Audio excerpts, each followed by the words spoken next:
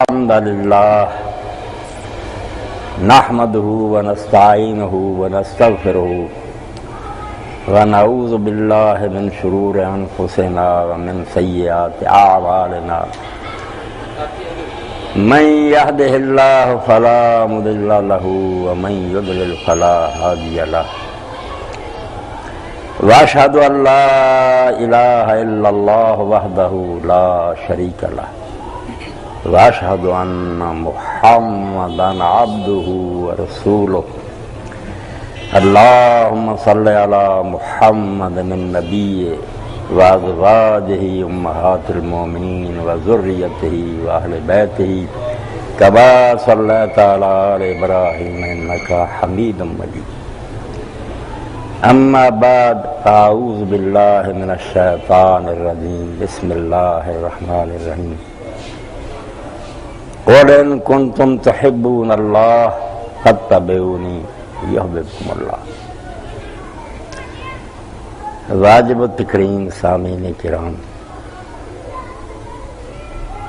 میں آپ حضرات کا شکر گزار ہوں کہ آپ نے مجھے اس موضوع پر گفتگو کا موقع دیا جس کو میں اپنی جان سمجھتا ہوں، اور میرا عقیدہ اور ایمان ہے کہ ہر کلمہ گو کا یہ واقعی یقین اور ایمان ہونا چاہیے کہ اس کے بغیر ہماری کوئی زندگی نہیں۔ علامہ اقبال رحمۃ اللہ علیہ نے ایک موقع پر بات کہی، وہی میرا حال ہے، وہی آپ سب کا ہونا چاہیے۔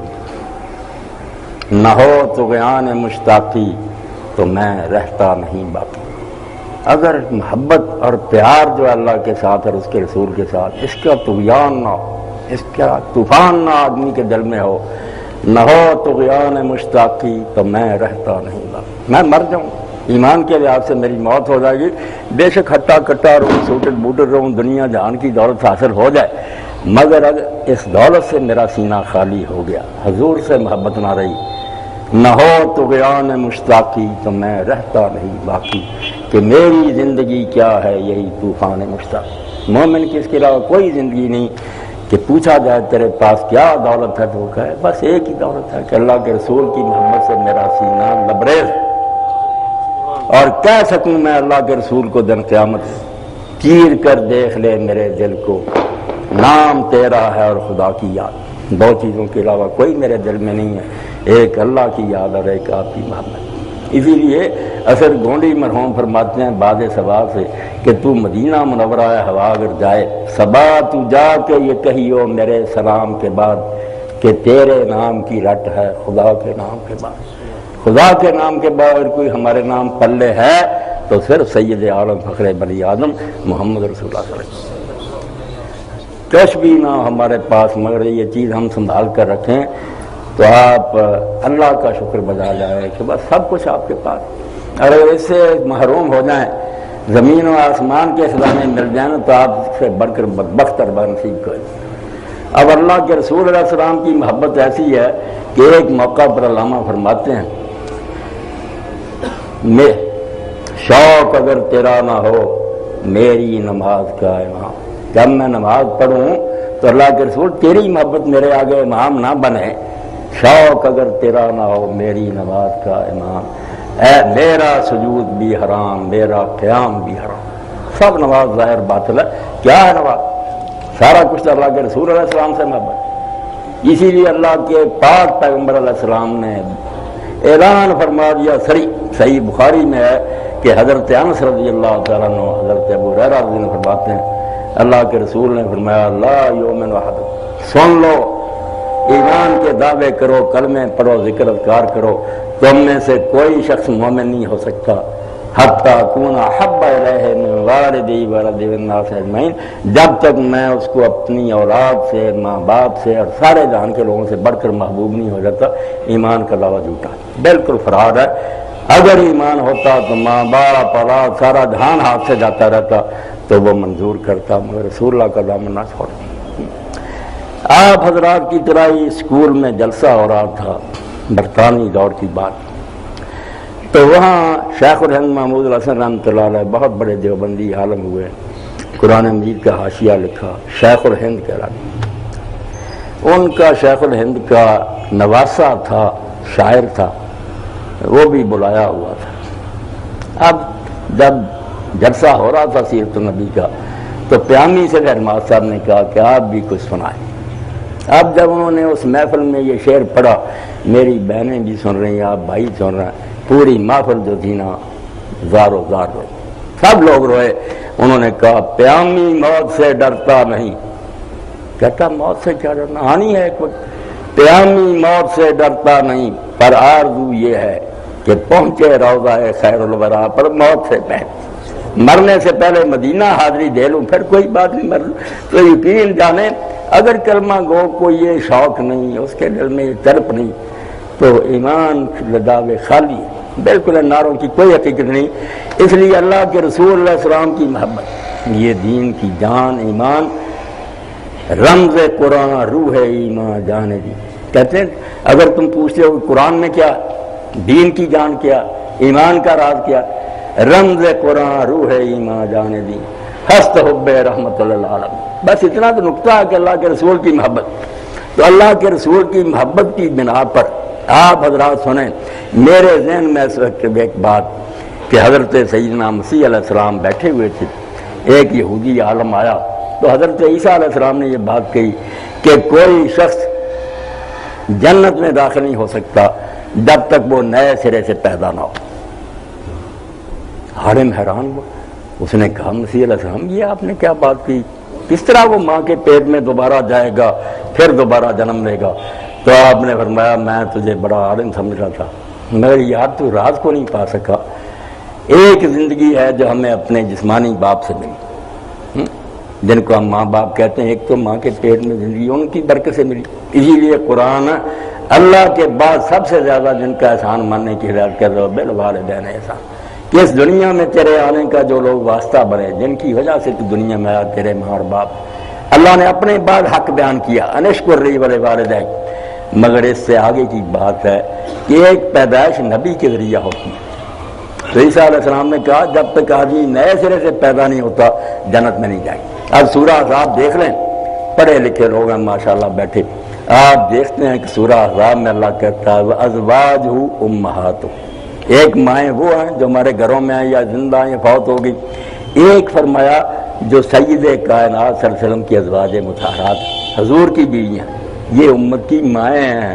حضور باپ ہیں تو مائیں ہیں نا، اسی لیے صحابہ کرام نے اپنے مصحف میں لکھا وَهُوَ أَبُو اللَّهِ کہ پیغمبر تمہارا باپ ہے اور یہ حضور کی بیویاں تمہاری مائیں ہیں۔ تو وہ ایک نیا جنم ہے۔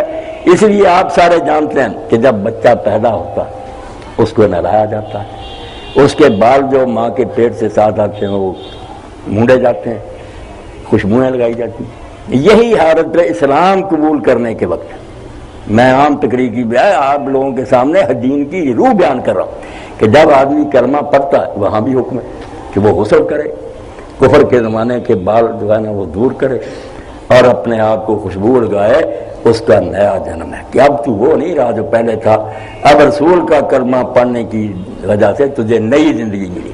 قرآن مجید کہتا اَوَمَنْ كَانَ مَيْتًا فَأَحْيَيْنَاهُ کہ لوگ مرے ہوئے ہوتے ہیں تو ہم ان کو زندہ کرتے، چلتے پھرتے لوگوں کو کہہ رہا ہے یہ سب مرے ہوئے جن میں ایمان نہیں ہے، آسمان پر اٹھتے پھریں، زمین آسمان کے خزانے قبضے میں لے لیں، اَوَمَنْ كَانَ مرے ہوئے، یہ ایمان کی روشنی میں مردہ، فَأَحْيَيْنَاهُ وہ زندہ ہوتے ہیں جن کو کلمہ نصیب ہوتا ہے۔ اس لیے اللہ کے رسول علیہ السلام صحیح معنوں میں ہمارے حقیقی والد ہیں اور اللہ کے رسول کی ازواج مطہرات ہماری مائیں۔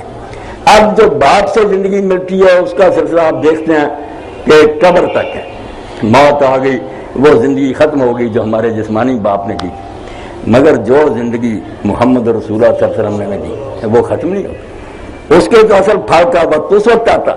یہ فانی زندگی باپ والی ختم، حقیقی اور روحانی باپ والی زندگی ساتھ۔ قبر میں جاتے ہیں سوال یہ ہے کہ تیرا رب کون ہے، تیرا دین کیا ہے، اور جو تجھ میں نبی بنا کر بھیجا گیا تھا اس کے بارے میں تو کیا کہتا ہے۔ تو اللہ کے رسول کا ساتھ تو اس وقت ظاہر ہوتا ہے، پھر پتہ چلتا ہے کہ جو زندگی نبی علیہ السلام سے ہمیں ملی تھی ابدی رفیق تو یہ یہاں بھی، محشر کے میدان میں بھی اور قیامت کے دن۔ اس لیے اللہ کے رسول علیہ السلام سے محبت سے بیڑا پار ہوگا۔ ساحر جانی ایک شاعر ہوا بیچارہ، ٹھیک ہے اس کی زندگی کو جیسی بھی اللہ تعالیٰ معاف کرے، مگر اس نے جب یہ بات کہی، محبت ہے جسے غار حرا میں رونے والے سے، وہ بندہ ہے خدا کا رازنا، ایمان ہے میرا۔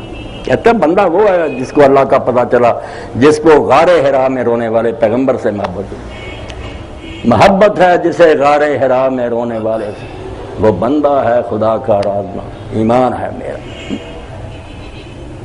جہاں ایک کملی والے نے قدم رکھا ہے اپنی، وہ صحرا بن گئے گلستان، ایمان ہے میرا۔ آپ یہاں بیٹھے ہیں، مدینہ شریف جائیں۔ میں گیا ایک عمرہ رمضان شریف کا زمانہ تھا، اب مسجد نبی میں توسیع ہوگی، مگر اس کی بیرونی دیوار جو تھی نا، شام کے وقت افطار کا وقت تھا، عرب بھی بیٹھے ہوئے تھے بڑے بڑے بوڑھے، میں بھی دیوار کے ساتھ تھا، تو افطاری کا انتظام تھا۔ میرے پر اللہ کی طرف سے ایک حالت طاری ہوئی، میں نے اشعار پڑھنے شروع کیے، میں رویا، اور میرے رونے پر وہ سارے عرب روئے۔ انہوں نے کہا یار ایمان اس کو کہتے ہیں، مدینہ میں رہتے ہیں کوئی پتہ نہیں چلتا۔ مدینہ شریف کہ وہ پاک شہر جہاں اللہ کے رسول علیہ السلام رہے، دراں زمین کے نسیم میں وفد ترہ دور کہ دائے دم ددنوں نافہائے تاتاری، کہ یہ کستوریاں کیا قدر و قیمت ہے ان کی اس زمین کے مقابلے میں جہاں رسول کی زلفوں کی ہوائیں لہرائیں۔ پیغمبر خدا نے زندگی گزاری اس شہر سے بڑھ کے بطیب رسول اللہ تابا نسیم ہوا۔ مدینے کی ہوا سے اب بھی اگر خوشبوئیں آتی ہیں تو رسول اللہ کی خوشبوئیں، جو جاتا ہے اب بھی ان گلیوں اور مکانوں میں اسے حضور کی خوشبو آتی ہے۔ یار اللہ کے رسول یہاں پھرتے رہے، اسی لیے آپ دیکھتے ہیں امام مالک اتنے بڑے امام ہیں، ساری عمر مدینہ شریف میں گزری، سوار نہیں، حالانکہ حرام نہیں سواری کرنا، وہاں نہیں سوار۔ لوگوں نے کہا وہاں دین میں اجازت دی ہے، لوگ سوار ہوتے ہیں، آپ مدینہ شریف کی گلیوں میں سوار نہیں ہوئے پوری زندگی۔ فرمایا شرم آتی ہے یا رسول اللہ کے پاؤں جو ہے وہ جانوروں کے قدموں سے رہوں، میری یہ جرت نہیں اور ہمت نہیں ہے۔ اور یہ دیوبندی بزرگوں میں سے مولانا خلیل اللہ احمد سہارنپوری رحمۃ اللہ بڑے عالم ہوئے، آخر میں ہجرت کر کے مدینہ منورہ چلے گئے۔ یہ دیوبندیت، بریلوی، شیعت، سنی کوئی چیز نہیں، یہ ساری برباد ہونے کی باتیں ہیں۔ ہم میں سے ہر شخص جس نے کلمہ پڑھانا، آپ دل کی تہ میں اس بات کو جما لیں کہ ایک دوسرے سے بڑھ کر رسول اللہ کا دیوانہ ہے۔ علم کی کمی ہو سکتی ہے کہ اس کو صحیح پتہ نہیں چلا، علماء نے جو بتایا مان لیا، ورنہ سینہ چیر کر دیکھیں تو کوئی کلمہ کو رسول اللہ کی محبت سے خالی نہیں ہو سکتی، بڑھ بڑھ کر لوگ محبت کرتے ہیں۔ تو مولانا خلیل احمد رحمۃ اللہ علیہ آخر زمانہ مدینہ منورہ چلے گئے، ساری عمر وہاں گزاری، وہاں ہوتے ہوئے صرف ایک حج کیا، پھر حج پر نہیں گئے، مدینہ شریف ہی رہے۔ اب کہنے والے کہتے ہیں دیوبندی گستاخ ہیں، وہابی گستاخ ہے، اللہ کے بندوں خدا سے ڈرو، نہ تم گستاخ ہو نہ اور کوئی، سب رسول اللہ کے پروانے ہیں، یہ شمع کے پروانے ہیں۔ اور بڑی اچھی بات ہے کہ ایک دوسرے سے بڑھ کر تم محبت کرنا چاہتے ہو، اچھا ہے یہ جذبہ، مگر دوسروں پر الزام نہ لگاؤ، تانا نہ لگاؤ۔ اور مدینہ شریف میں رہتے ہوئے بھی حال تھا کہ اگر کوئی ملنے کے لیے آ گیا تو مولانا اس کو نہ رخصت کرنے کے لیے مدینہ شریف سے باہر جاتے، اچھا طریقہ مشاہدت کرنا، مہمان کو رخصت کرنا۔ مگر جب آپ محسوس کرتے کہ اگر میں یہاں سے آگے بڑھوں تو روضہ رسول پھر نظر نہیں آئے گا، تو آپ معذرت کر لیتے کہ میں مدینہ شریف میں صرف اس لیے ٹکا ہوا اور ایک حج کے علاوہ حج ہی میں نے نہیں کیا پھر دوبارہ، کہ جب وقت آخر آئے نا، جب میں مر رہا ہوں تو میری نظریں رسول اللہ کے روضہ پھر کے گنبد کو دیکھ رہی ہیں۔ اس لیے اگر میں باہر مر گیا تو وہ بات جس کے لیے میں مدینہ شریف میں ٹھہرا ہوں وہ تو کوئی نہ رہی۔ نکل جائے دم تیرے قدموں کے نیچے، یہی دل کی حسرت، یہی آرزو ہے۔ اور جو 10,000 صحابہ کرام رضوان اللہ اجمعین وہاں بقیع میں دفن ہوئے، باقی دنیا میں گئے، دین کا کام کرتے رہے، اب وہ 10,000 جو ہے ان کا حال کیا؟ یہی حال کہ اگر روضہ رسول کو دیکھا جائے، ادھر ان کی قبریں دیکھی جائیں بالکل سائے میں، تو پھر بات وہی بنتی ہے جو تجھ بن نہ جینے کو کہتے تھے ہم، اسی عہد کو اب وفا کرتے کہ ہم گھر بار چھوڑ کر آ گئے تھے آپ کے قدموں میں، مرتے وقت بھی اس وعدے کو نبھایا کہ مریں گے تو آپ کے قدموں میں مریں گے۔ اس لیے اس سے بڑی سعادت اور نیک بختی کوئی نہیں کہ ایک آدمی اللہ کے رسول سے محبت کرے۔ مکہ معظمہ فتح ہوا، اس کے بعد غزوہ حنین ہوا، بہت مال آیا، اتنا مال غنیمت کبھی نہیں آیا جتنا اس موقع پر آیا۔ نبی علیہ السلام نے تقسیم کیا، مگر تقسیم میں زیادہ مکہ کے لوگ جو ابھی ابھی فتح مکہ کے بعد مسلمان ہوئے تھے، جنہیں حضور نے معافی دے دی تھی، طلقاء، مؤلفۃ القلوب، ان کا دل پرچانے کے لیے آپ نے ابو سفیان کو ساؤنڈ دے دیا، ان کے بیٹے ابو معاویہ کو، یزید کو، ایسے لوگ تو نئے نئے مسلمان سے بہت دیا، مدینے والوں کو نہیں دیا۔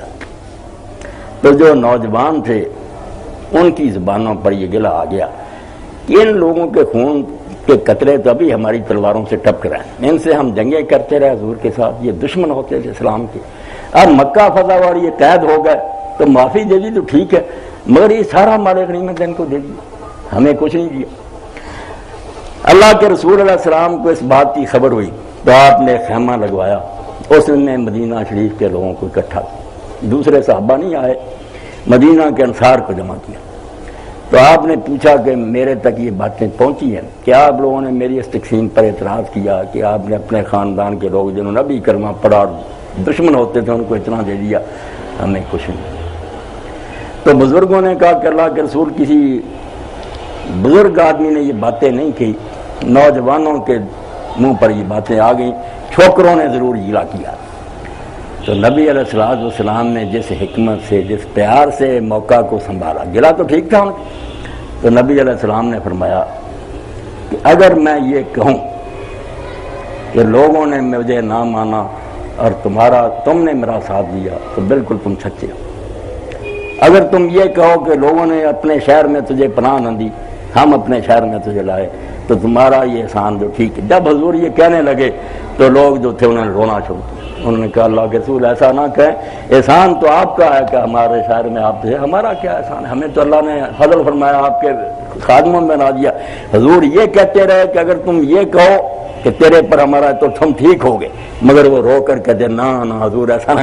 اور جب بات کمال تک پہنچی تو اللہ کے رسول علیہ السلام نے فرمایا کیا تم اس پر راضی نہیں ہو کہ یہ لوگ اونٹوں کی قطاریں لے کر اپنے گھروں کو چلے جائیں اور تم محمد رسول اللہ کو لے کر مدینہ کو چلا جاؤ؟ سارا مجمع ہوا، لوگوں نے ہاتھ اٹھا کر کہا کہ اللہ کے رسول باقی بھی انہیں دے دیں، ہم یہ اونٹ نہیں چاہتے، ہمیں اللہ کا رسول درکار ہے۔ آپ نے فرمایا میرا جینا اور مرنا تمہارے ساتھ، سوال ہی نہیں پیدا ہوتا کہ میں مکہ میں رہوں، میں چھوڑ گیا یہ شہر، میرا تمہارا زندگی اور موت کا ساتھ ہے۔ مدینہ منورہ میں حضور کی قبر بنی، اور آپ دیکھتے ہیں کہ یہ جو کہتے ہیں مسجد نبی دیکھنے جاؤ، کئی ہمارے حدیث حضرات کہتے ہیں قبر پاک نہ دیکھنے جاؤ، بھائی مسجد اقصیٰ کا کوئی درجہ، کتنے لوگ جاتے ہیں مسجد اقصیٰ؟ اب مسجد کی بات نہیں، جو دل کی بات ہے ماننی چاہیے، اگر روضہ رسول وہاں نہ ہوتا تو کوئی بھی نہ جاتا۔ مسجد میں جانے کا تو نقصان ہے، مکہ معظمہ میں 1,00,000 نماز کا ثواب ہے اور مسجد نبی میں کیا 1,000 نماز کا ثواب، نمازوں کے لیے جانا تو گھاٹا ہے۔ اصل نفع جو ہے وہ یہ ہے بھائی، سچی بات ہے، بات کو چھپانا نہیں چاہیے کہ اگر رسول اللہ کے سامنے حاضری نہ ہوتی اور نبی علیہ السلام یہ بات نہ فرماتے کہ جب بھی کوئی مسلم قیامت تک یہ کہہ دیا ما من مسلم یسلم علیہ، قیامت تک بھی جب کوئی آدمی میرے اوپر سلام کہے گا الا رد اللہ علیہ روحی حتی رد علیہ السلام، سن لو جو میرے سامنے، یہی نہیں تمہیں بھی میں خوشخبری دے کر جا رہا ہوں کہ جو آ کر سلام کہے گا اللہ تعالیٰ میری روح کو اطلاع دے گا اور میں اس کے سلام کا جواب دوں گا۔ اب آپ سمجھیں کہ میں اور آپ ساری زندگی میں حضور کی طرف سے ایک جواب ہمیں مل جائے نا کہ اچھا بچہ تجھ پر سلام ہو تو بیڑا پار ہو۔ مولانا منظور نعمانی رحمۃ اللہ علیہ دیوبندی عالم معارف الحدیث میں لکھتے ہیں اسی حدیث کے تحت بہر سلام مکن رنجیا از جواب آلب، اے اللہ کے رسول میں نہیں کہتا کہ میرے ہر سلام پر آپ اپنی زبان کو تکلیف دیں، بے شک نہ دیں کہ صد سلام ہے مرا بس یک جواب، اب تو میرے لاکھوں سلاموں کے لیے زندگی میں ایک جواب ہی آپ دے دینا، بات باری ہے۔ اس لیے مدینہ شریف جو جاتے ہیں لوگ مسجد کے لیے نہیں جاتے، مسجد میں اس ثواب بہت کم ہے، یہ بھی مشہور ہے کہ 50,000 نماز کا سب غلط، صرف 1000 نماز کا صحیح حدیث ہے، مکہ میں 1,00,000، مگر مکہ میں یہ دولت نہیں ملتی۔ رسول اللہ پر سلام کہنا اور حضور کے سلام سے مشرف ہونا یہ مکہ میں کہاں نصیب ہے؟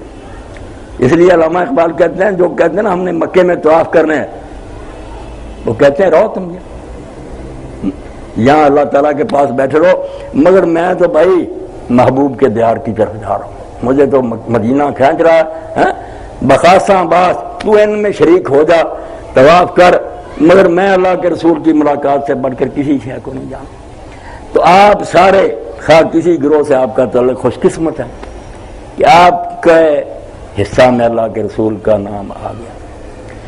حضرت انس رضی اللہ عنہ فرماتے ہیں کہ بہت کچھ آپ نے ساری زندگی فرمایا، مگر ایک بات سے بڑھ کر مسلمانوں کو کبھی خوشی نہیں ہے، جتنی اس پر عید منائی گئی نا کوئی خوشی نہیں ہے۔ ایک صحابی رسول حضور علیہ السلام کے پاس آئے، انہوں نے کہا اللہ کے رسول قیامت کب ہے؟ تو آپ نے فرمایا تو نے قیامت کے لیے کیا اکٹھا کیا، کون سی تیاری کی؟ اس نے کہا اللہ کے رسول فرضوں کے علاوہ میرے پاس نہ زیادہ نفل نمازیں ہیں، نہ نفلی خیرات ہے، نہ کوئی اور نیکی ہے، صرف ایک میرے چیز پاس ہے کہ میں اللہ کے رسول سے محبت رکھتا ہوں۔ تو اس موقع پر جو بات آپ نے کہی، اس پر صحابہ کہتے ہیں کہ سب جا کر اس سے پوچھتے تھے اور خوشیاں منائی لوگوں نے۔ آپ نے فرمایا مرو ما من حبا، فکر نہ کرو، نیکیاں تھوڑی بھی ہوں گی نا، فرض پورے کیے ہوں کہ باقی نفلی نیکیاں نہ بھی ہوں، تو جس سے آدمی محبت کرے گا اللہ تعالیٰ قیامت کے دن اس کے ساتھ ہی اس کو جنت میں اکٹھا کر دے گا۔ لوگوں نے خوشیاں منائی کہ چلو، اور اسی لیے حضرت انس رضی اللہ عنہ فرماتے ہیں میرے پاس اعمال تھوڑے ہیں مگر میں رسول اللہ، حضرت ابوبکر، حضرت عمر رضی اللہ عنہ ان سے محبت کرتا ہوں، اس لیے مجھے یقین ہے کہ میرے عملوں میں کوتاہی بھی ہوئی تو اللہ ان کے ساتھ ہی مجھے ملائے گا۔ اور میں آپ بھی اسی پر بھروسہ کریں کہ اللہ اگر عملوں میں کوئی کوتاہی ہے بھی، کوئی کمی ہے، تو ہماری زبانوں پر تیرے رسول کا نام ہے، دلوں میں اس کی محبت ہے، اس سے بیڑا پار ہو جائے گا۔ مگر اس محبت میں جو طاقت ہے اس کی طرف بھی توجہ کرنی چاہیے۔ زیادہ بات چیت کا موقع نہیں، آپ کوئی بے خبر نہیں، سب چیزیں آپ کے لیے صرف یاد جانی۔ اتنی محبت ہوتے ہوئے آدمی رسول اللہ کے احکام اور جو دین آپ نے دیا اس کی کوئی فکر نہ کرے۔ آپ بھی سوچتے ہیں کہ میرے ساتھ محبت کے آپ بڑے دعوے کریں، جو بعد میں کہوں وہ مانے کوئی نہ۔ تاثر رسول وانتا تذر حبہ، تم رسول کی نافرمانی کرتے ہو کہ حضور کے حکم سے مناروں پر اذانیں ہوتی ہیں، حیا علی الصلاۃ، آؤ نماز کے لیے، اور پہلے آپ کا ایمان تازہ کیا جاتا ہے اشہد ان لا الہ الا اللہ اشہد ان محمد رسول اللہ۔ مانتے ہو نا کہ اللہ ہے اور محمد اللہ کے رسول ہیں صلی اللہ علیہ وسلم، مانتے ہو تو پھر ان کی طرف سے آواز آیا اور نمازوں کے لیے۔ تو جو بہن بھائی سننے کے بعد بیٹھا رہے، بعد میں کلمہ طیبہ بھی پڑھ لے لا الہ الا اللہ محمد رسول اللہ، آپ ہی فیصلہ کریں کہ رسول اللہ سے محبت کوئی اس کی ہے۔ تاثر رسول وانت تذر حبہ ھذا الامر فی القیاس بدیع، کہتے ہیں اللہ کے بندے یہ محبت کا انوکھا انداز ہے کہ محبت کری جاؤ، محبوب کی کوئی بات نہ مانو۔ لو کان حبک صادقا لا تعتہ ان المحب لمن یحب یطیع، اگر تیرا محبت کا دعویٰ سچا ہوتا ہے، وہ محبت کی باتیں تو سنی نا آپ نے، اس کے بغیر چارہ نہیں، مگر محبت کا کوئی ظہور بھی ہونا چاہیے، کوئی خوشبو آنی چاہیے کہ اگر تو اپنے دعویٰ محبت میں سچا ہوتا تو ہر شے کا نقصان گوارا کر لیتا، مگر اللہ کے رسول کی نافرمانی نہ کر۔ اللہ کا رسول آوازیں دیتا رہا کہ آؤ اس کام کے لیے، تم بات ہی نہ سنو۔ رمضان شریف کا زمانہ ہے، نہ روزہ نہ رکھو، مال اللہ نے دیا، زکوٰۃ کا حکم تم کو محنت سے کمایا۔ تو ایسی جو جھوٹی محبت ہے نا، یہ کام نہیں آئے گی، نہ اللہ خوش ہوگا نہ رسول، یہ فراڈ ہے۔ محبت وہ ہے، آپ دیکھتے ہیں کہ جنگ تبوک کے موقع پر جب اللہ کے رسول علیہ السلام نے کہا کہ ساتھ الاسرہ بڑا مشکل وقت ہے، صرف 30,000 فوج ہے، سفر جو ہے ہزاروں میل کا، سواریاں تھوڑی ہیں، کیسر روم سے ٹکر ہے، دنیا کی سب سے بڑی طاقت، لاؤ مال اپنے۔ اس موقع پر حضرت عمر رضی اللہ عنہ کہتے ہیں میں نے سوچا کہ یہ بوڑھا جو ہے نا ابو بکر، یہ ہر موقع پر مجھے ہرا دیتا، مگر آج مجھے موقع ملا کہ میں اس کو بالکل اپنے پیچھے چھوڑ دوں گا، اس کے پاس تھوڑا مال، میں زیادہ خیرات کروں۔ جذبہ دیکھیں رسول سے محبت کا، جب اعلان ہوا لاؤ تو ہاتھ روکے نہیں ایک دوسرے سے بڑھنے کے لیے۔ حضرت عمر آئے رضی اللہ تعالیٰ، آپ نے پوچھا عمر کیا چھوڑ آئے اور کیا لائے؟ انہوں نے کہا یا رسول اللہ سارا سامان جاتا نا اس کا حساب کر کے آدھا لے آیا ہوں، آدھا چھوڑ آیا ہوں۔ اتنے میں وہ رفیق نبوت بھی آ گیا جس پہ بنائے عشق و محبت ہے استوار۔ اقبال کہتے وہ بھی آ گیا جس پر محبت کی ساری عمارت کھڑی ہے۔ محبوں کا سردار صدیق اکبر جب آئے تو حضور نے پوچھا، بولے حضور چاہیے فکر عیال بھی، کہنے لگا وہ عشق و محبت کا رازدار۔ حضور نے فرمایا ابو بکر کیا لائے اور کیا چھوڑا ہے؟ تو ساتھ ہی آپ نے فرمایا کہ بال بچے کا بھی خیال کرنا چاہیے، وہ کہنے لگے پروانے کو چراغ ہے بلبل کو پھول بس، صدیق کے لیے ہے خدا کا رسول بس۔ اللہ کے رسول کوئی چیز چھوڑ کر نہیں آیا، سوئی سرائی جو تھی لے کر آ گیا۔ تو حضرت عمر نے اس وقت کہا کہ میں نے مان لیا یار اس کو کوئی ہرا نہیں کر، پیسوں کی گنتی کیا کرنی، میں آدھا لایا وہ سارا لے آیا۔ اور اسی موقع پر حضرت سیدنا عثمان غنی رضی اللہ عنہ نے اتنے اونٹ، اتنے گھوڑے، اتنے دینار حضور کے سامنے رکھے کہ آپ نے اپنی جوڑی میں نہ لیا، اس طرح اٹھ رہے تھے اور فرما رہے تھے کہ آج کے بعد عثمان کوئی نیکی بھی نہ کرے تو اس کے لیے یہ عمل کافی۔ تو محبت یہ کراتی تھی، محبت باتیں نہیں تھی زبان کی، دل و جان سے وہ حضور پر فدا تھے، تن من دھن سب تجھ پر واروں وار دوں کونین کیا۔ اللہ کے رسول یہ مارو دولت کیا، دو جہان بھی میرے پاس ہوتے سارے قربان کر لیں۔ اب آپ بریلوی حضرات کا دیکھیں، مولانا مرزا خان بریلوی رحمۃ اللہ علیہ کیسے کہتے، وہ کہتے ہیں بات سنو اللہ کے رسول کی کیا قدر و منزلت ہے مومن کے دل میں، کہتے ہیں میں تیرے نام پر کروں جان فدا، موقع آ جائے کہ جان قربان کرو حضور کی عزت کی خاطر کر دوں، جان کیا حقیق کی، تیرے نام پر کروں جان فدا، نہ یہ جان فقط دو جہاں فدا، ایک جان کی بات دونوں جہان فدا کر دوں گا۔ اور پھر روتے ہوئے کہتے ہیں نہیں اس سے بھی میرا جی برا، کروں کیا کروڑوں جہان ہے، کہتے ہیں دل نہیں برا دو جہان کیا کر بھی، مگر کروڑوں جہان ہوتے تو صدقے کرتا۔ اللہ کے رسول کی یہ محبت تھی جو پہلے طبقے نے، جنہیں ہم صحابہ کہتے ہیں میری آپ کی طرح گوشت پوست کے بنے ہوئے، ان کے بھی اولادیں تھیں، بیویاں تھیں، بچے، سارے شوق ان کے بھی تھے، کیوں سب کو لٹا دیا؟ محبت، حضور کی محبت میں وہ اس طرح فدا ہو گئے، پروانے بن گئے شمع کے، سب کچھ جاتا جائے، حضور ناراض نہیں ہونا چاہیے۔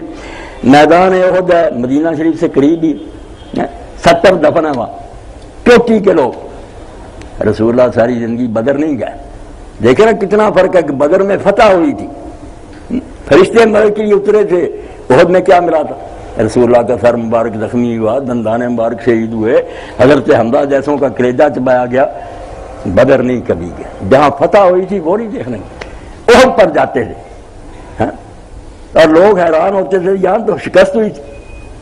فتح شکست کا راز بھی عجیب ہے نا محبت میں، لوگ دنیا میں جیتنا جو ہے اس کو سمجھتے فتح، حضور نے فرمایا نہیں وہ فتح نہیں، فتح تو یہ ہے جو شہادت نصیب ہوگی، جو اللہ کے راستے میں شہید ہو گئے، اصل کامیابی ہے۔ وہاں کھڑے ہو کر کہتے تھے سلام علیکم بما صبرتم فنعم عقبی الدار، اور سلام ہو تم پر شہیدو، تم دنیا میں ثابت قدم رہے اور تمہارے لیے آخرت کا انجام بہت اعلیٰ شاندار۔ تو جب لوگ زخمی پڑے تھے تو نبی علیہ السلام نے ساتھیوں سے کہا کہ جاؤ دیکھو اگر کسی میں زندگی کی رمق باقی ہے، کوئی سانس ہے، میرا سلام پہنچاؤ، اس سے پوچھو۔ تو لوگوں نے آ کر کہا اللہ کے رسول اللہ علیہ وسلم مارا بن غزیہ جو ہے نا ان میں تھوڑا سا بھی سانس باقی ہے، آخری سے لمحے اس کے۔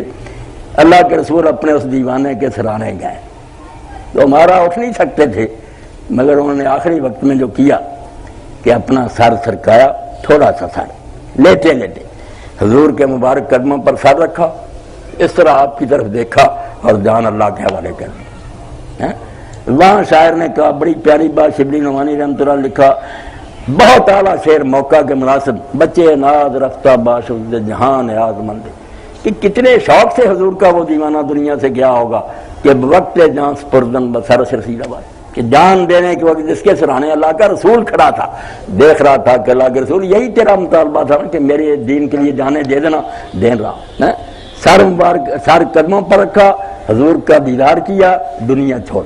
محبت میں اتنی طاقت ہے، اور اسی لیے حضور وہاں جاتے تھے کہ یار شہیدوں کو دیکھنا چاہیے جنہوں نے اپنی جانیں دے دی، اب کتنے شوق سے فوت ہوئے۔ صحیح بخاری میں آتا ہے حضرت جابر کے والد عبداللہ بن حرام رضی اللہ، جابر بھی صحابی تھے، عبداللہ بھی صحابی تھے، ساتھ ایک نصیحت کی بات کہ حضور نے ہر شعبہ زندگی کے بارے میں ہدایتیں دی کہ مومن ایسا نہیں کہ یک رخا مسجد میں چلا گیا، اسے جتنے تعلقات نبھانے تھے، کسی کا وہ سسر ہے، کسی کا داماد ہے، کسی کا باپ ہے، کسی اور کا خاوند ہے۔ تو حضرت عبداللہ نے اپنے بیٹے جابر کو بلایا جس دن میدان احد میں جانا تھا، انہوں نے کہا بیٹا آج میدان جنگ میں میں نے جانا ہے، میں نے اپنے اللہ سے بڑی دعائیں مانگی ہیں کہ اللہ مجھے شہادت نصیب کرے، تو میرا یقین ہے کہ آج جو پہلا ہی گروہ شہید ہوگا نا اس صف میں بھی ہوں گا، مجھے دنیا چھوڑتے ہوئے کوئی غم نہیں، میں خوشی سے اللہ سے مانگ کر دنیا سے جا رہا ہوں، مگر میں ایک ضمانت چاہتا ہوں۔ یہ بچے سن رہے ہیں۔ حضرت جابر نے پوچھا اللہ کے رسول کیا ضمانت چاہتے ہیں؟ باپ سے پوچھا۔ ابا جی نے کہا بیٹا تیری 9 بہنیں ہیں اور صرف ایک بیٹا مجھے خدا نے دیا ہے، 9 ہیں بہنیں، میں جا رہا ہوں، صرف میں یہ چاہتا ہوں کہ اللہ کی طرف سے مجھے یہ اطلاع نہ پہنچے کہ عبداللہ تیرے مرنے کے بعد تو وہ گھر ہی بدل گیا۔ بہنوں کو کسی نے نہیں پوچھا، باپ کے بعد تو انہیں محسوس ہوا یہ گھر ہی نہیں ہوا عبادت۔ یہ کہا جابر مجھے تسلی دے، ایسا نہیں ہوگا۔ انہوں نے کہا ابا جی آپ دنیا سے خوشی سے جائیں، یہ بچیاں جو ہے نا ضائع نہیں ہوں گی، میں نے آپ کی نصیحت پلے باندھی، یہ یہی سمجھیں گے کہ ابھی بھی ہمارا باپ زندہ ہے۔ اب آپ دیکھیں حضور علیہ السلام کے بعد انہوں نے نکاح کر لیا، نکاح ایک بیوہ عورت سے کیا، حالانکہ باغوں کے مالک تھے، ایک ہی بچہ تھا، امیر گھرانہ۔ سفر سے آ رہے تھے، اللہ کے رسول علیہ السلام نے پوچھا کہ جابر تو نے شادی کر لی؟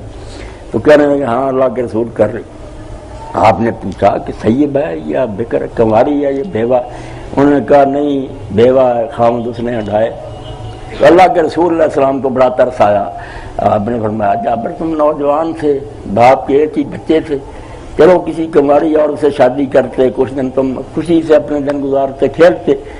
تو حضرت جابر نے یہی بات سنائی کہ ابا جی جب دنیا چھوڑ رہے تھے تو اللہ کے رسول یہ بات انہوں نے کہی بیٹا میں جا رہا ہوں، یہ 9 بہنیں ہیں، کہیں میرے بعد یہ محسوس نہ کریں کہ ابے کے بعد تو یہ گھر تو تبدیل ہو گیا۔ تو حضرت جابر نے کہا اللہ کے رسول اسی لیے میں نے اپنی قربانی جو تھی جوانی اس کو بالکل قربان کر دی، اپنے شوق ختم کر دیے، ایک عمر سیدھا عورت میں گھر میں لے آیا کہ وہ ماں بن کر بچیوں کو سنبھالے۔ تو آپ ترمذی نکال کر دیکھ لیں اللہ کے رسول نے کسی کے لیے اتنی دعا نہیں کی جتنی 26 مرتبہ اسی وقت کہا کہ اللہ جابر پر رحم کرنا۔ اس نے باپ کی نصیحت کو بہت اچھے طریقہ سے نبھایا۔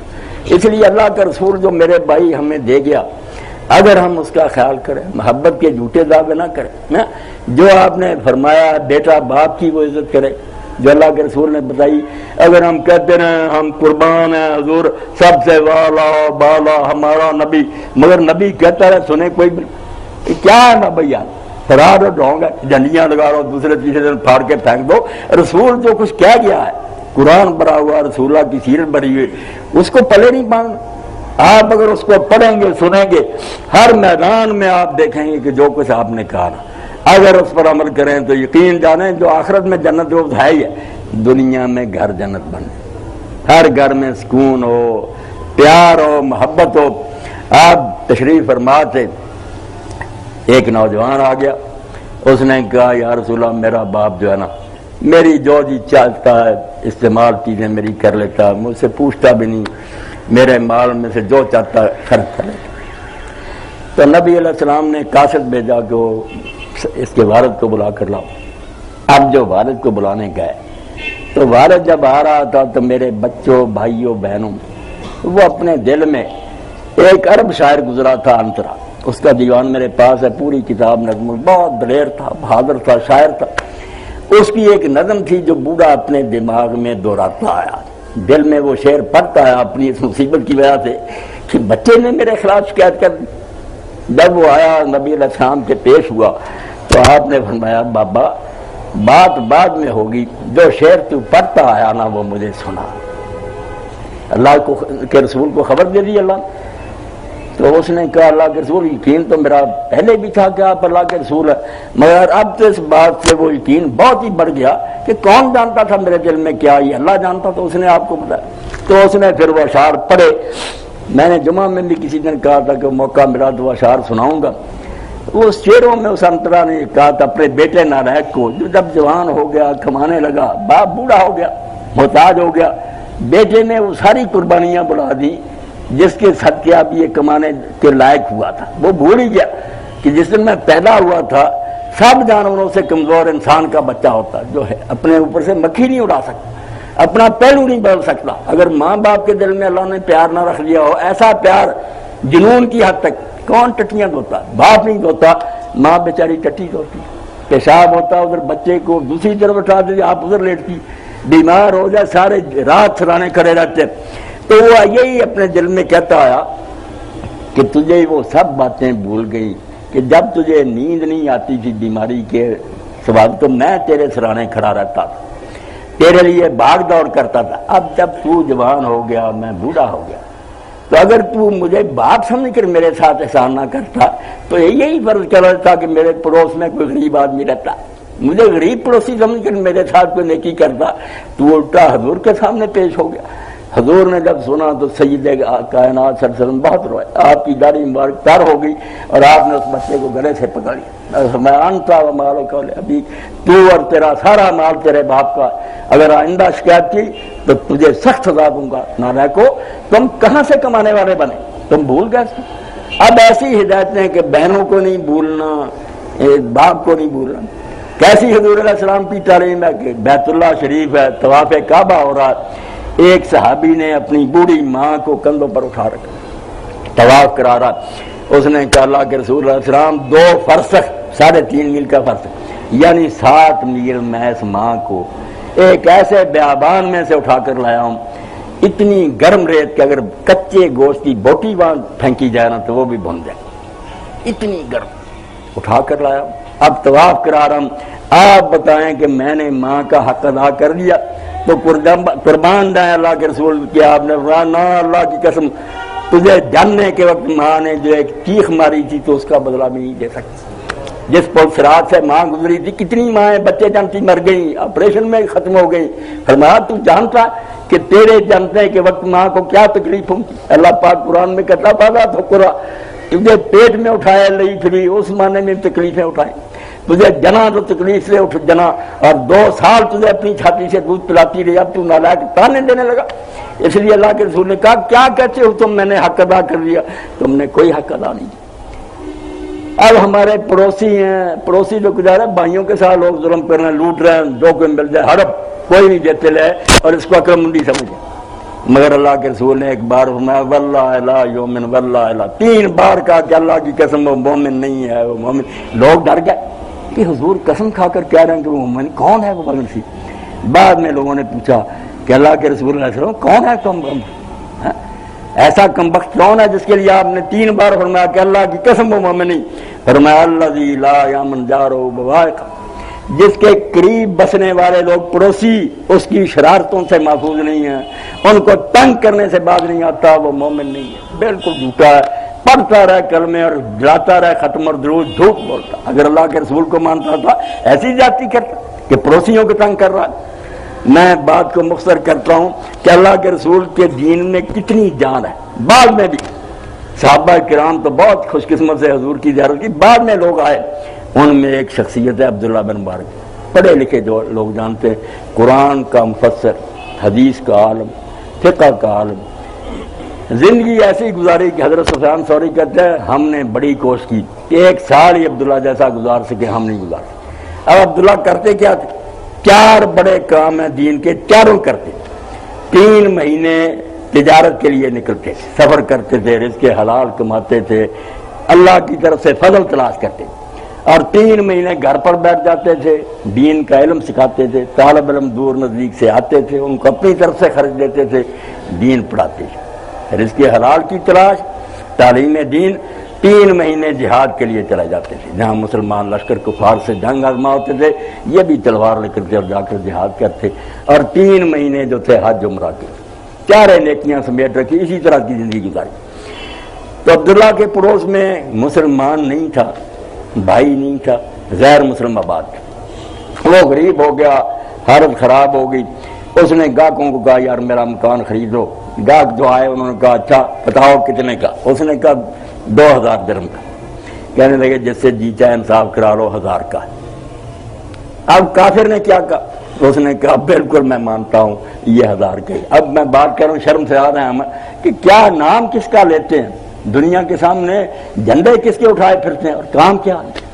کفار کہیں نا تم مسلمان ہو, جنہیں دیکھ کے شرمائے یہود. محمد تو شیشے میں دیکھو, کافر بھی شرم سے آ رہے ہیں کہ تم حرکتیں کر رہے.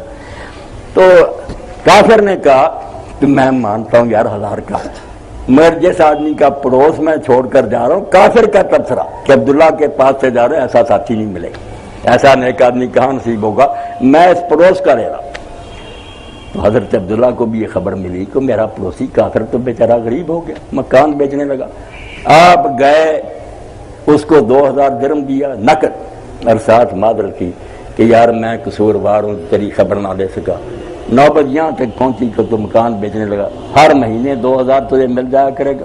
مکان نہیں بیچنا، اگر تو غربت کی وجہ سے مکان بیچ کر چلا گیا تو میں ان سارے عملوں کے ساتھ جب اپنے رسول کے سامنے پیش ہوں گا، حضور فرمائیں گے کہ یار آدم علیہ السلام کی اولاد سے ایک آدمی غریبی کی وجہ سے اپنا سر چھپانے کا ٹھکانہ بیچ گیا اور تو دولت مند ہوتے اس کی خبر نہ لے سکا.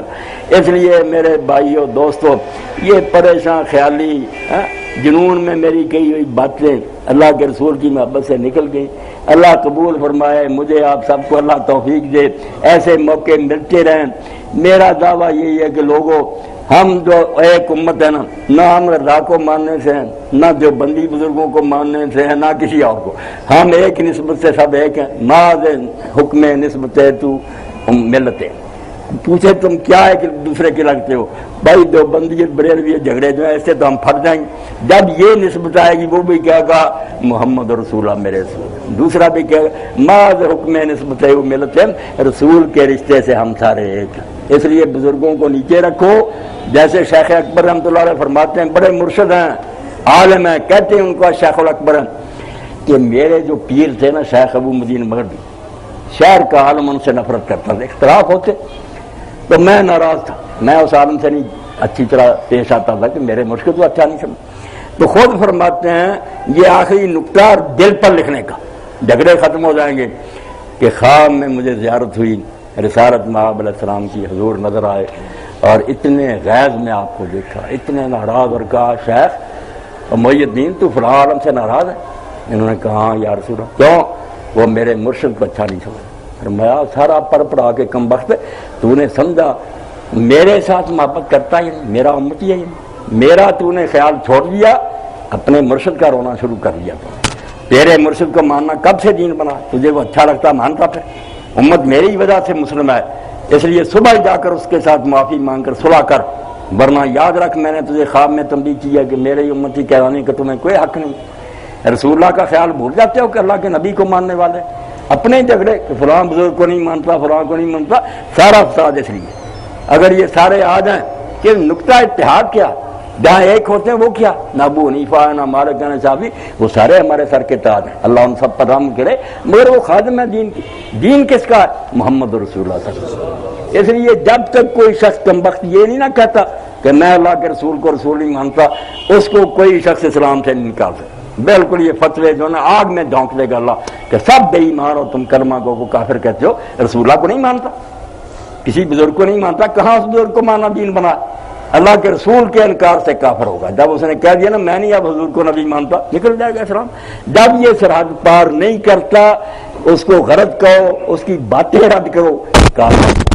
بالکل اس کو حصار حاصل ہے، اس قلعے میں پناہ لی ہوئی اس نے، جس سے جب تک کوئی باہر نہ نکلے اسلام سے خارج نہیں ہوتا. یہ باتیں میری اپنے لیے بھی آپ لوگوں کے لیے یاد دہانی اور نصیحت ہے. میری دعا ہے کہ اللہ تعالیٰ مجھے آپ سب کو قیامت کے دن رسالت مآب علیہ السلام کے پاس حوض کوثر پر اکٹھا کرے. آپ کے ہاتھ سے ہمیں جام نصیب ہو جس کو پینے کے بعد پھر کوئی شخص پیاسا نہیں ہوگا، اور جنت میں حضور کے خدام اور آپ کے پاس بیٹھنے والوں سے اللہ بنا دے. یہی دل کی حسرت، یہی آرزو ہے. اللہ اس کو پوری کرے. وآخر دعوانا الحمدللہ رب العالمین وصلی اللہ تعالی علی عبد اللہ ورسولہ خاتم النبیین سیدنا و نبینا و مولانا محمد وعلی آلہ وصحبہ اجمعین. اللہ خوش رکھے. آپ لوگوں نے تحفظ سے میری باتیں سنی. کسی دوست کے ذہن میں کوئی ہے بات تو بھی پوچھ لے. محبت کی باتیں پھیلاؤ، اللہ کے رسول کی امت کو اکٹھا کرو، کفار کے مقابلہ میں ایک بنو، ورنہ دنیا ہمیں تباہ کرنے کے لیے اکٹھی ہو رہی ہے. آپس میں جھگڑے نہ کرو. کر کون سا اشعار؟ ہاں وہ نعت تو مشہور ہے، سارے لوگ سنتے ہیں، سب کو علم ہے. اصل میں جو شیخ شرف الدین بصیری رحمۃ اللہ علیہ کا قصیدہ بردہ تھا نا، اس کو انہوں نے اردو زبان میں پنجابی اپنی پہاڑی زبان میں کر دیا. تو بالکل ٹھیک بات. اج سکھ متراں دی ودھیری ہے کیوں جندری اداس گھنیری ہے لوں لوں وچ شوق چنگیری ہے نینا نے لائیاں ہیں جب مدینہ کی یاد آتی ہے رسول اللہ کا تذکرہ ہوتا ہے پھر یہی ہوتا ہے کہ آنسو بہتے ہیں دل جو ہے تڑپتا ہے اور یہی چاہتا ہے کہ اگر فرض ہوتے تو اڑ کر مدینہ سے ہی پہنچ جاتے ہیں۔ جب دن آتے ہیں حج کے اور زیارت کے کوئی شخص مدینہ شریف کو جاتا ہے تو جو سچا کلمہ گو اس کا حال تو یہی ہوتا ہے مدینہ کا مسافر جب کوئی پا جاتا ہوں حسرت آتی ہے یہ پہنچا میں رہا جاتا ہوں۔ اپنی قسمت پر آدمی افسوس کرتا ہے کہ یہ تو خوش بخت چلا گیا حضور کے سامنے کھڑا اور یقین مانے جب جانے وہاں آپ کا ممبر نظر آئے وہ تنا نظر آئے تو کر دیا گیا میں آپ کو انسان ہے چھوڑ پوس کے وہ تو کھجور کا تنا تھا کوئی پانی جو ٹونڈ تھا اللہ رسول اللہ علیہ وسلم اس پر ہاتھ رکھ کر خطبہ دیتے تھے پہلے تو ایک عورت نے کہا رسول اللہ آپ کو تکلیف ہوتی ہے ہم آپ کے لیے ممبر بنا دیں تو ممبر 3 سیڑھیوں کا بنایا گیا حضور اس پر چلے گئے جب حضور اس کے پاس سے گزرے کھجور کے تنے بے جان تنا خشک اور ممبر کی طرف جانے لگے تو کھجور کا تنا صحیح بخاری دوسری حدیث کی کتابوں میں دیکھے اتنی اونچی آواز سے رویا جیسے اونٹنی کا بچہ اپنی ماں سے بچھڑ جاتا ساری مسجد نے چیخیں سنی حضور پھر ممبر سے اترے جا کر اس کو اپنے سینے سے لگایا اس پر ہاتھ رکھا وہ سسکیاں برتا برتا چپ ہوا حضور نے لوگوں سے کہا تم نے سنا کہ میں جب اس کو چھوڑ کر ممبر کی طرف چلا گیا تو یہ تنا میری جدائی برداشت نہیں کر سکا اسی لیے امام حسن بصری رحمۃ اللہ جب یہ حدیث سناتے تھے روتے تھے اور کہتے تھے کلمہ گو کھجور کا ایک تنا حضور کے فراق میں روئے تم کلمہ گو ہو کر نہ رو تمہیں نہ کبھی احساس آیا کہ مدینہ جاتے ہمیں بھی یار حضور کی زیارت ہوتی ہے اگر وہ زمانہ نہیں نصیب ہوا تو میرے دوست ہی ہیں صوفی احمد علی پنجابی زبان میں انہوں نے نظم لکھی بڑی پیاری لکھی وہ کہتا ہے اگر ہمیں نظر نہیں آتے حضور تو ہم یہی کہتے رہتے ہیں جے کرے اپنی آمنا ساجنا ہوئے مکھ خواب دے وچ وکھا دے کتنے ہم میں اس طرف ہیں کہ خواب میں زیارت ہو جائے اور کتنے بیان کرتے ہیں حضور مولا ہمیں حضور کی زیارت میں کہتا ہوں بڑے یار خوش قسمت ہو چلو ظاہری دنیا میں نہیں آپ نے خواب میں چہرہ انور دیکھیا جے تم اپنی آمنا ساجنا ہوئے مکھ خواب دے وچ وکھا دیں میرے جین دا آسرا روے کوئی لارا کوئی تے سجنا لا دے کوئی تسلی دیں آپ کہ کبھی زیارت ہو جائے گی چلو اور اگر یہاں نہیں تو یہ دعا ضرور کرتے نا کہ اللہ قیامت کے دن مجھے معاف کرتا نبی کا محمد صلی اللہ علیہ وسلم جنت میں اپنے نبی کا ساتھ دینا یہ تہجد کے وقت حضرت ابن مسعود نماز پڑھ رہے تھے تہجد اور آخر میں انہوں نے دعا کی حضور نے حضرت ابو بکر عمر سے کہا کہ اس شخص کو جا کر بشارت دے دو کہ اللہ نے اس کی دعا سن لی ہے وہ دوڑے اور حضرت ابو بکر عمر جب پہنچے تو حضرت ابن مسعود نے کہا میں نے سن لیا قریبی دعا یہی 3 دعائیں تھی اس میں اللہم انی اسألک ایمان اللہ یرتد اے اللہ میرا سوال ہے کہ ایسا ایمان دے جو چھن نہ جائے مرتے دم تک مومن رہوں ونعیم اللہ ینفد اور ایسی نعمتیں اس دنیا اور آخرت میں دے جو ختم نہ ہو ومرافقۃ نبی کا محمد صلی اللہ علیہ وسلم جنت اور جنت میں اپنے نبی کا ساتھ دینا حضور نے کہا مل گیا ساتھ اس نے دعا کی نصیب ہو گیا آپ بھی یہ دعائیں کریں مگر اس کے لیے کلمہ گو سے پیار کریں آپ چھوڑیں کہ یہاں لکھا بریلوی یا جو مسجد ہے وہ اللہ کے رسول کے ماننے والوں کی قبلہ رخ پڑھ رہے ہیں قرآن تلاوت کر رہے ہیں کوئی گرنتھ نہیں پڑھ رہے یہ فتنہ چھوڑیں کہ اس کے پیچھے نماز نہیں اس کے کھلے دل سے جا کر نماز پڑھا بالکل جھوٹ بولتے ہیں اس کے پیچھے نماز نہیں کیوں ہندو سکھ ہیں قرآن مجید نہیں پڑھتے صحابہ کرام کے آخر زمانے میں سارے گروہ نکلا ہے ایک صحابی کا بھی نہیں ملے گا کہ اس نے نماز پڑھنے سے انکار کر دیا آپ بھی نمازیں پڑھیں پیار کریں محبت کریں انشاءاللہ بیڑا پار ہوگا دعا فرمائیں الحمدللہ رب العالمین والصلاة والسلام علی رسولہ الکریم سیدنا و نبینا و مولانا محمد وآلہ و اصحابہ اجمعین اللہم انصر الاسلام والمسلمین واخذل الکفرۃ والمشرکین اللہم استعملنا بسنت نبیک وتوفنا علی ملتہ واعذنا من مضلات الفتن اللہم ارزقنا طیبا واستعملنا صالحا ربنا آتنا من لدنک رحمتا وہیئ لنا من امرنا رشدا ربنا لا تجعلنا فتنة للقوم الظالمین ونجنا برحمتک من القوم الکافرین وصلی اللہ تعالی علی عبد اللہ ورسولہ خاتم النبیین سیدنا و نبینا و مولانا محمد وعلی آلہ وصحبہ اجمعین آمین یا رب العالمین۔ خوش رکھے اللہ تعالیٰ میرے سب بہنوں بھائی، برکت دے، دنیا اور آخرت سنوار دے۔ یہ کون سا سوال؟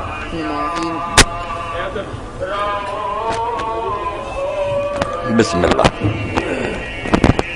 یہ تقریر سے ہٹ کر ایک سوال ہے، اچھا یہ بھی، عید کی نماز کھلے آسمان کے نیچے یا مسجد میں پڑھی جا سکتی ہے؟ پڑھی تو ہر جگہ جا سکتی ہے، مگر سنت جو ہے نا رسول اللہ کی پکی ہمیشہ 10 سال کی، وہ کھلے میدان میں جا کر پڑھنا۔ آپ نے مسجد نبوی سے اچھی کون سی مسجد ہے اس میں بھی نہیں پڑھی، باہر کھلے میدان میں عیدگاہ میں جا کر پڑھتے تھے۔ اس لیے اگر کوئی ملے ایسا پلاٹ وغیرہ یا گراؤنڈ تو نماز مسجد سے باہر پڑھنے کی، عید کی نماز میں نا، اسی لیے آپ نے فرمایا کہ باہر نکلو، عورتوں تک کو کا لے کر جاؤ، پردے کے ساتھ جائیں، علیحدہ نماز پڑھیں، مگر اس کے لیے بہت حکم دیا کہ کھلا ہونا چاہیے مقام۔ یہ تمام احباب سے گزارش ہے